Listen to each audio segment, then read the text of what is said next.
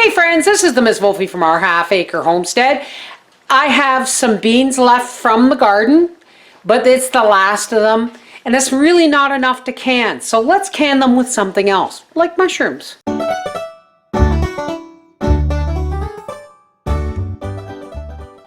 Okay, so this is the last picking of beans from the garden, but it's really not enough to can on its own. So I had Howie pick up some sliced white mushrooms, and I'm going to can the beans and the mushrooms together with some MSG-free onion broth powder that I get at Bulk Barn. But first, we have to cook these mushrooms. Someone once said, "Why do you pour off the water after you cook the mushrooms? Why wouldn't you use that water?"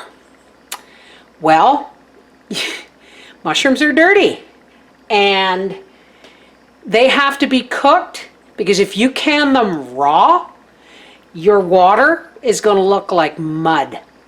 Okay? So we cook them first. We're just going to drop this in the water. Just like that. And when it comes up to a boil, we are going to boil these for 5 minutes. Now you may be tempted to can this the same as you would beans. But when you're canning, now this is one of the reasons why I tell people it's easier just to can things individually, because there's a little bit of science to it, okay? Mushrooms need to be canned for 45 minutes and for pints, and beans only 20, right?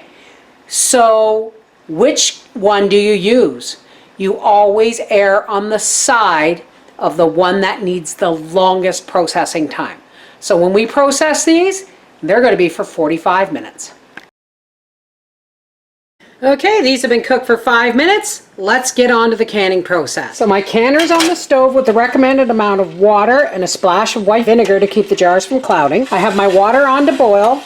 I have my lids, my onion soup mix, and my salt. And I did not, even though I cooked the mushrooms, I did not cook the beans. Why? I'm leaving the beans raw because even raw pack, they only get processed for 20 minutes.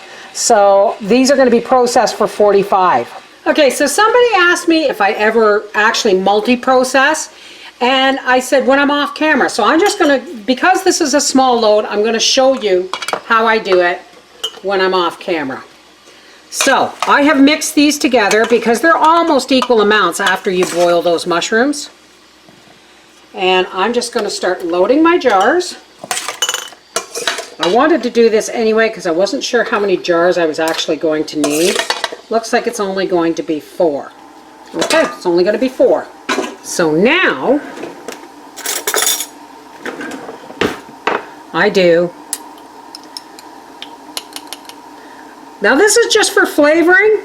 You don't have to do this. Salt is good enough, but I have this, so I wanted to try it. So I'm going to put in a teaspoon of the onion soup mix into each jar, and then a half a teaspoon of salt. Again, I use coarse pickling salt. I have no idea how this is going to turn out, folks. Now we're going to fill with boiling water from the kettle all the way to one. Oh, it smells good. To 1 inch from the top. Oh man, that smells delicious. Might have to try it tonight at supper. Always, always debubble. Now this is one of those things that if, say, your power goes out, well, this is a good starter for a stew. You can heat this up and strain the vegetables and then use the broth as a gravy base. I mean, you've got options.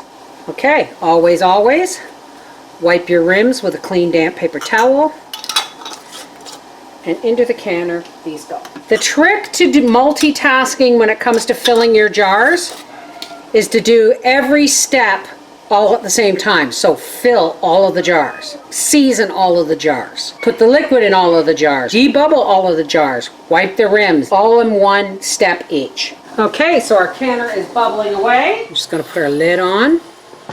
Lock it into place, and when this vents a steady stream of steam, start your timing for 10 minutes. Okay, this canner has been venting a steady stream of steam for 10 minutes. We're going to put our 10-pound weight on, and the moment that jiggles, we are going to start timing for 45 minutes. And here comes our vigorous jiggle.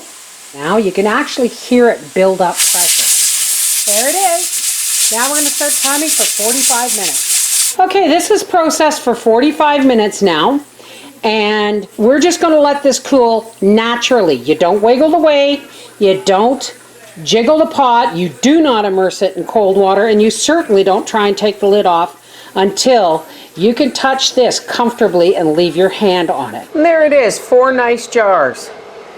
And I wouldn't have bothered canning those few beans, except when I can combine something with it and make something a little different. This is the mrsvolfie from our half-acre homestead saying, mushrooms, beans in onion soup base. What a great meal twister. I mean, you know, you can only eat so many beans and mashed potatoes before you want something different. So this will be a nice change. Take care, God bless, love you guys.